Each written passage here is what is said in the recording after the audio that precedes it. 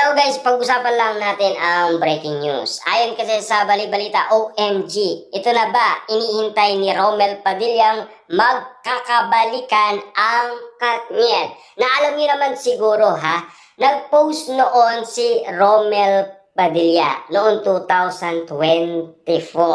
Gusto niya na kasing magkabalikan sila Daniel Padilla at Catherine Bernardo. Kaso nga lang kasi ayon sa pag-amin ni Romel Padilla, inaayos lang ni Daniel Padilla at Catherine Bernardo ang mga bagay na hindi pa nila alam.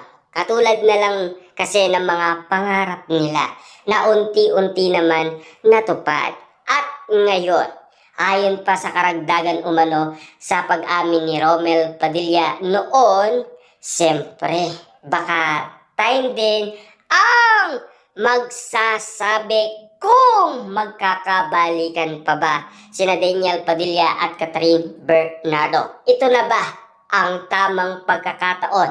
Ito na ba talaga ang perfect timing para mag-ingay sina Daniel Padilla at Catherine Bernardo? Papaano nga naman kasi ang nag-a-handle sa kanila umiingay na sa social media at hindi lang ngayon, noon pang 2025 nag-iingay na ang ABS-CBN at siyempre nag-ingay na rin ang mga loyal fans ni Catherine Bernardo at Daniel Padilla. Na alam nyo naman siguro, basta nag-ingay ang ABS-CBN, alam na ng mga loyal fans ni Daniel Padilla at Catherine Bernardo.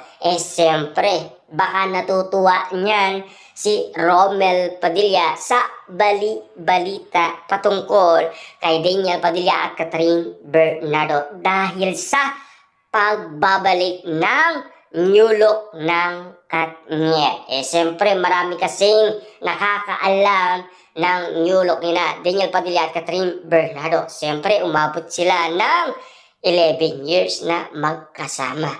Kaya nga naman kasi napapag-usapan na sina Daniel Padilla at Catherine Bernardo na alam nyo naman siguro. Baka nga daw mahirapan itong si Direk Cathy kina Daniel Padilla at Catherine Bernardo nang dahil sa kanilang relasyon. Siyempre, alam nyo naman siguro, hindi pa naman umamin ang pagkakataon na may jowa nga naman kasi sina Catherine Bernardo at Daniel Padilla. Sa mga napapag-usapan ngayon na kumakalat sa dami ng mga ayuda. Pero at least, pumayag pa rin sina Daniel Padilla at Catherine Bernardo na alam niyo naman siguro, matagal-tagal na itong pinapangarap ni Romel Padilla. Ito nga ba ang sinasabi ni Romel Padilla na oras na ng pagbabalik ni Daniel Padilla at Catherine Bernardo? Siyempre, ika nga ni Romel Padilla, nasa kanilang dalawa kung aayusin nila at kung magkakabalikan pa ba sila.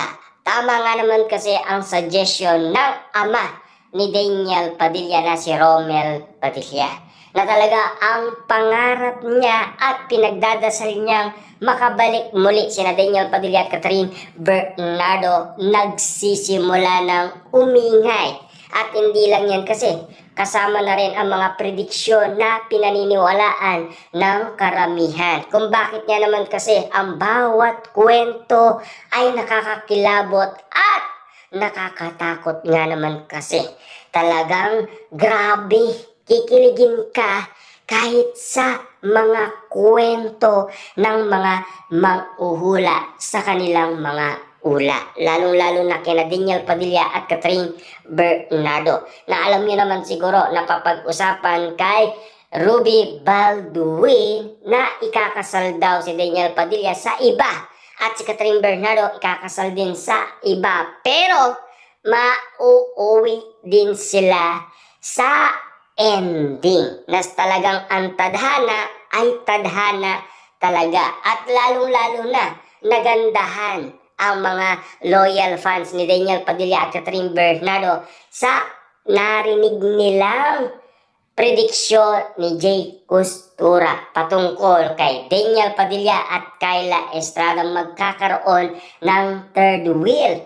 Paano nga naman kasi magkakaroon ng third wheel? Hindi pa naman umamin itong sina Daniel Padilla at Kyla Estrada.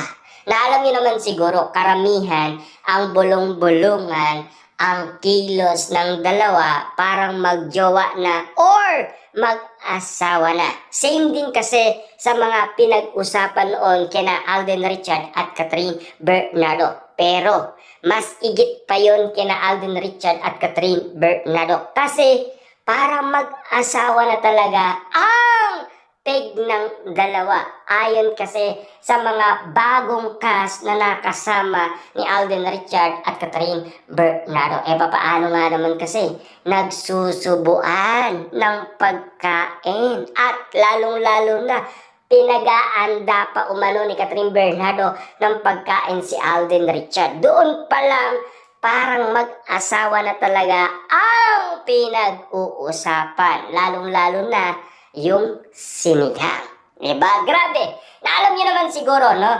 Ang mga pinag-uusapan ngayon ay tungkol na kina Daniel Padilla at Catherine Bernardo sa kanilang pagbabalik. Na alam niyo naman siguro, ito ay matagal nang pinag-uusapan na sana makabalik nga naman sila. Lalong-lalo na si Romel Padilla, ang ama ni Daniel Padilla. Ito na nga ba talaga ang oras? Ito na nga ba talaga ang panahon? Ito na nga ba talaga ang panahon para magsamang muli sina Daniel Padilla at Catherine Bernardo? Lalong-lalo na kasi nag-iingay na ang karamihan nang dahil sa pagbabalik ni Daniel Padilla at Catherine Bernardo. Na alam niyo naman siguro nawawala ang ningning ni Catherine Bernardo kung bakit nag-ingay ang ABS-CBN at si Direk Cathy, lalong-lalo na si Mami Bernardo. Sa dami kasing batikos ang natatanggap ni Catherine Bernardo. Kaliwat kanan nga naman kasi sindami ng project ni Catherine Bernardo